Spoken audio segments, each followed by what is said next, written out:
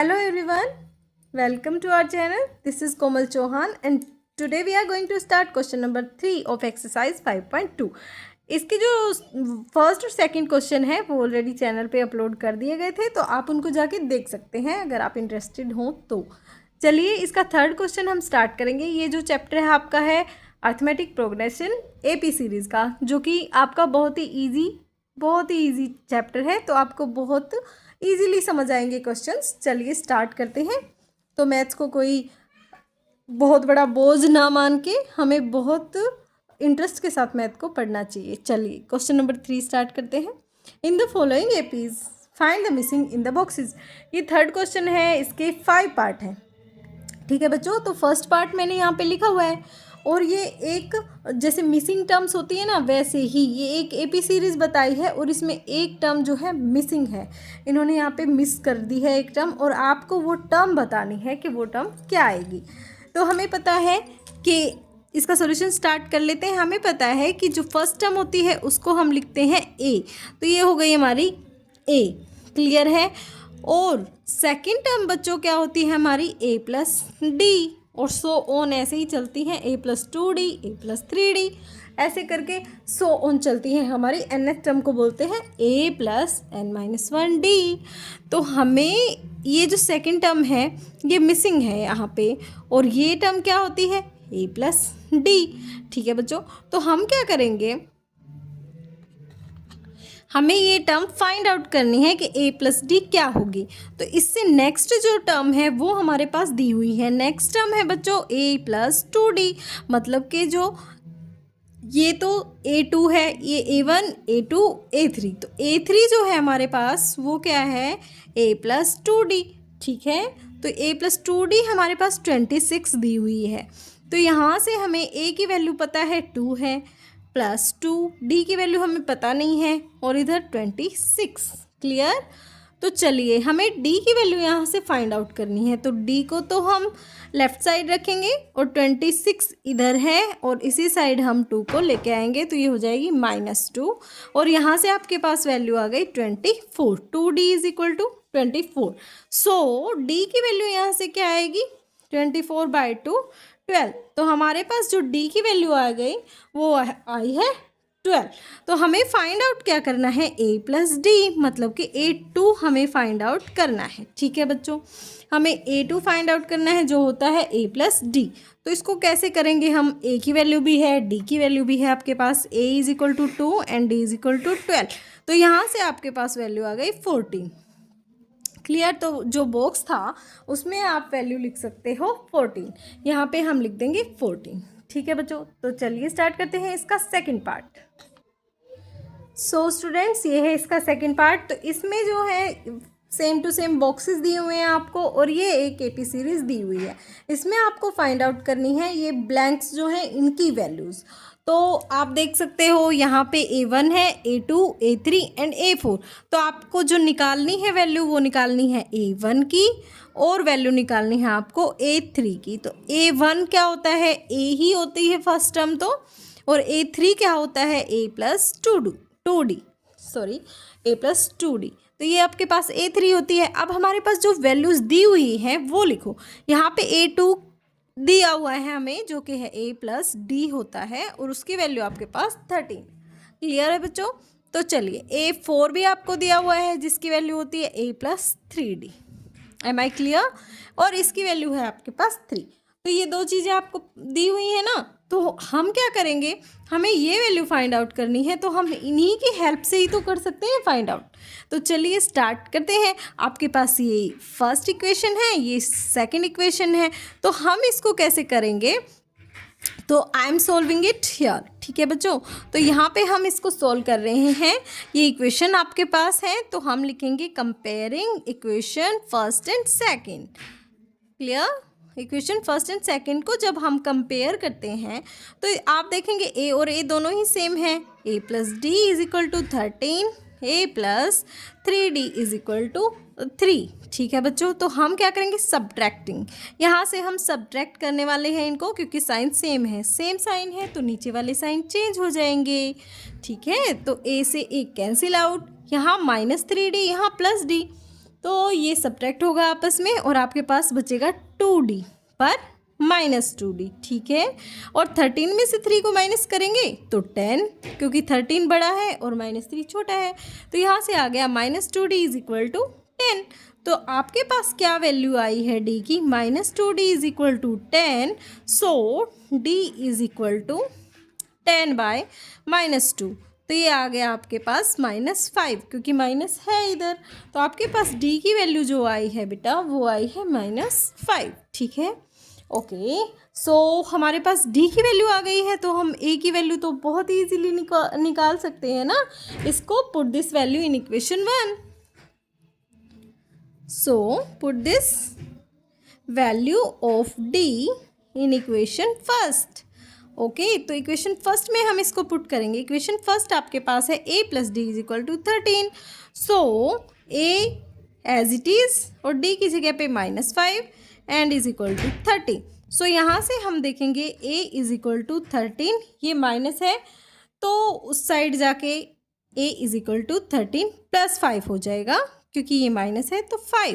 a is equal to आ जाएगा हमारे पास 13 + 5 आ गया 18, ठीक है। तो हमारे पास एक टर्म तो आ गई है, a हमें फाइंड आउट करना था, तो a की वैल्यू आपके पास आ गई है 18। अभी आपको क्या निकालना है? अभी आपको a3 की वैल्यू और फाइंड आउट करनी है, a + 2d, ठीक है। तो मैं यहीं साइड में इसको सोल्व कर दे रही हूँ। आपकी फर्स्ट टर्म निकल चुकी है, a = 18। हमें क्या निकालना है? a3 मतलब a + 2d। तो आपके पास तो वैल्यू a की भी है और d की भी है। a की वैल्यू पुट करो, a की वैल्यू 18 आई है +2, d की वैल्यू आई है -5। क्लियर? तो चलिए 18 इन दोनों के आपस में मल्टीप्लाई हो जाएगी, क्या आ जाएगा? -10। तो यहाँ से आपकी जो वैल्यू आ रही है वो आ रही है 8। तो ठीक है बच्चों, a3 भी आपके पास आ गई है और a भी आ गई है। दोनों ही वैल्यूज़ आप जो आपके ब्लैंक्स की वैल्यूज थी वो आ चुकी हैं। I hope this question is clear. So next part इसका हम स्टार्ट करने वाले हैं। Let's start. सो स्टूडेंट्स, ये है आपका थर्ड पार्ट, जिसमें भी आपको 2 ब्लैंक्स दिए हुए हैं, तो आपको उन ब्लैंक्स की वैल्यूज़ फाइंड आउट करनी है। यहाँ पे ये a1, a2, a3 and a4, तो a1 और a4 की वैल्यूज़ आपको दी गई हैं और आपको a2, a3 की वैल्यूज़ निकालनी है, ठीक है बच्चों। a की वैल्यू यहाँ 5 है और a4 क्या होता है? a + 3d। क्लियर? तो a + 3d हमारे पास क्या दिया हुआ है? 9 2 18, 19/2। क्लियर?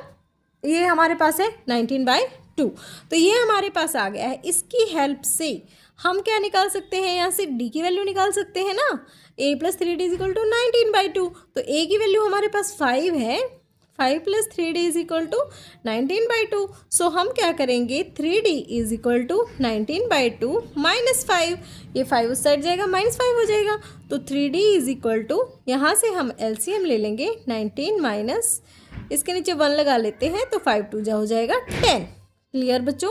तो ये आपके पास आ गया 9/2। ओके, 3d हमारे पास आ गया 9/2। तो d की वैल्यू क्या आ जाएगी? 9/2 और ये 3 भी यहाँ डिवाइड में आ जाएगा, इससे इसको कैंसिल करेंगे 3, तो d की वैल्यू आपके पास आ गई 3/2। क्लियर है? आपके पास जब d की वैल्यू आ चुकी है ना, तो a की वैल्यू ऑलरेडी दी हुई है, तो आप कोई भी वैल्यू इसमें फाइंड आउट कर सकते हैं। तो हमें निकालना है a2 होता है a + d।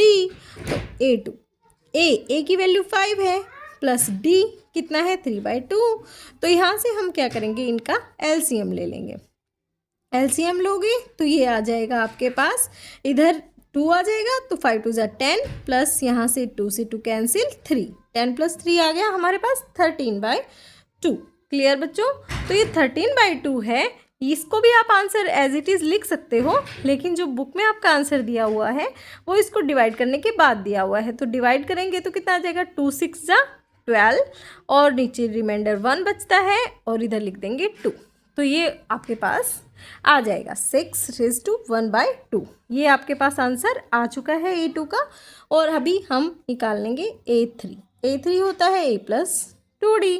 तो यहाँ से हम क्या करेंगे? a की वैल्यू 5 है +2 × d की वैल्यू आपके पास कितनी आई है? 3/2। तो यहाँ 3/2 पुट कर देंगे यहाँ देखो मल्टीप्लाई में है बच्चों, तो इनको हम कट कर सकते हैं। 2 से 2 कैंसिल, और यहाँ पे जैसे 1 बच जाता है तो 3 बन जाता है, तो यहाँ आएगा 5 + 3, तो वैल्यू आ गई आपके पास 8। क्लियर। तो आपके पास A3 की वैल्यू भी आ गई है जो आपका आंसर है, और D की वैल्यू आपके पास 3/2 है, और A2 की वैल्यू आपके पास आ गई है ये वाली। ठीक है, वैसे आप यहाँ तक भी कर सकते हैं, कोई इसमें आपका क्वेश्चन रॉन्ग नहीं होता। चलिए, थर्ड पार्ट भी कंप्लीट है। Let's move to question number third का फोर्थ पार्ट। सो स्टूडेंट्स, ये है आपके क्वेश्चन नंबर 3 का पार्ट फोर्थ पार्ट में क्या है, आपको ब्लैंक्स दिए हुए हैं जो कि 4 ब्लैंक्स है। ठीक है, लास्ट क्वेश्चन में आपके 2 ब्लैंक्स आए हैं, इसमें आपको 4 ब्लैंक्स दिए हैं। कोई बात नहीं, सेम प्रोसीजर में इसका सॉल्यूशन भी हो जाएगा। कितने इजी क्वेश्चन है, आप इनको ऐसे चुटकियों में सोल्व कर लेते हैं। तो चलिए, ए की वैल्यू क्या है आपके पास, यहाँ से ए की वैल्यू देखो, हमें बस स्टेप बाय स्टेप फॉलो करना है। ए की value -4, A2, A3, A4, A5, A6, तो लास्ट वैल्यू किसकी है, 6 टर्म हमारे पास है A6। तो A6 को क्या लिख सकते हैं, 6 - 1 मतलब 5, A + 5D। ठीक है, A6 = A + 5D। A + 5D की वैल्यू जस्ट इसके हम सामने लिख देंगे 6। तो यहाँ से क्या है, बस इतना कर दिया तो आपको समझो क्वेश्चन सोल्व है आपका, क्योंकि बस A की वैल्यू पुट करो तो D की वैल्यू यहाँ से निकल आएगी हमारे पास। मेन हमारे पास A और D की वैल्यू होनी चाहिए, तो हम आगे तो सारी टर्म्स की वैल्यू अपने आप फाइंड आउट कर लेते हैं, है ना। तो हम यहाँ से D की वैल्यू कैसे फाइंड आउट करेंगे, D के लिए हम A की वैल्यू इसमें पुट कर देंगे -4 + 5 D।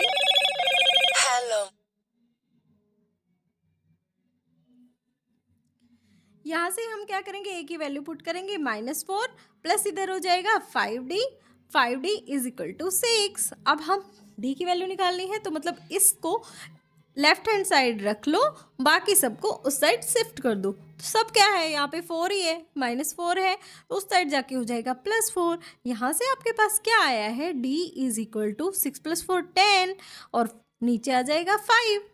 क्लियर है बच्चों। तो 10/5 कितना हो जाएगा, 2। तो आपके पास बताओ D की वैल्यू कितनी आई, ऑफकोर्स 2।